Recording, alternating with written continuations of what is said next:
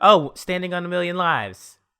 Yeah, I'm pleasantly surprised by this show. I think so. This week, I don't know if we really talked about like the what happened in the first 2 episodes, but each episode seems to, or every other episode seems to take on a bit of a formula in which like you have the main characters, they're involved in a quest, they overcome that quest, and then they get a new character introduced and added to the party, presumably up to some. I don't know if in the opening they ever really show what the full squad is supposed to be, but if they keep this pace, you'll probably get like a new character every other week or so up until the core finale, because I know the manga is ongoing.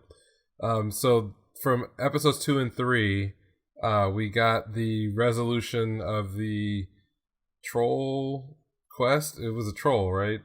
The troll. Yeah, and I thought that was actually really cool because we got to see the main character stop being an asshole very quickly. Like, he's still an asshole, but like, you know. Yeah. I would have liked to maybe drag that bit of development out a teeny tiny bit, but he kind of gets with the program and starts to, once the sword chick dies. What is her name? I should probably know this. I'm gonna be what is her name? But anyway, his second party member dies, and as I think is it Kusue? Like, he leaves her in the village. Somehow, you know, he's training out, killing goblins bit by bit, and then he gets a notification that she's dead. So that sort of like kicks the episode into gear, where he realizes that now if he dies, they're all dead.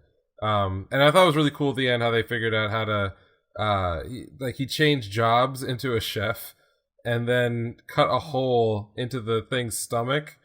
Yeah, which was neat. And then the other girl she blasted wind into a incision he made in the brain area or the head area, which was like a pretty brutal kill. And then they kind of just won, so I thought that was neat. And then the third episode, which is the one that aired this week, we got introduced to Yuka Tokitate. And one thing I do like about the show is a lot of these characters ain't shit. Like she wasn't shit. She was basically getting harassed by a bunch of girls, and you think it's like a typical like, oh, I'm gonna save you from these bullies situation, but she drops later that actually she was alive. She live streamed with one of the girls, and I guess had been like gossiping about her on the live stream in a really rude way. So they were actually getting revenge. Yeah, they were actually getting back at her rather than just picking on her for no good reason. And she's like an otaku, so he's initially Yusuke is like initially like really into her. He's like, oh, is this how I'm gonna get my first girlfriend? Like, this is awesome. And then like it becomes very abundantly clear that she's just as much a degenerate as he is, and then she instantly falls in love with EU. And they have actually a good back and forth that again just talks about issues that two girls might have, not relevant to anything else. I enjoyed that. I enjoyed that little conversation where she basically recognized, she was like, I'm so petty. Yeah, that was good. She was on her hands and knees. She's like, I'm just petty. Also, I thought it was hilarious how she told him about that Otome game. Yeah, that's right. And then he played it for 2 weeks.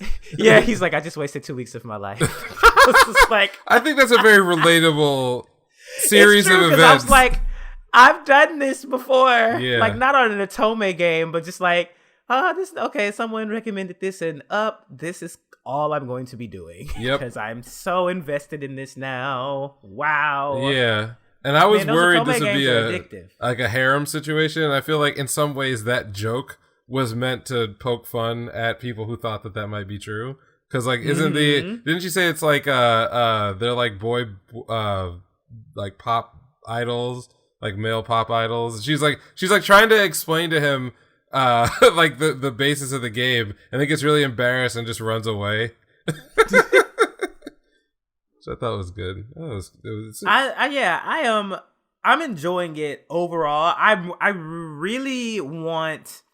interested to see like what the rest of their classes are going to be, or if it's all going to be focused like solely on him. Right. And then also like, as far as like the magic, I'm just like, holy shit, the magic users are gimped. Yeah, they suck ass. Everything about it sucks. But it's also funny. It's funny when like they think they're about to do something big, and in my head I'm like, yo, we all knew that it was gonna be trash. She was like, I was born for this. She had like the magical girl like sequence in her head. Yes. I was. They said just warmed an area like 20 centimeters around the staff. That was some pretty cure ass shit. That's what that was. I was like, this is pretty cute. This bitch. Yeah, that was for you. I didn't fully get it, but I knew that it was something like that.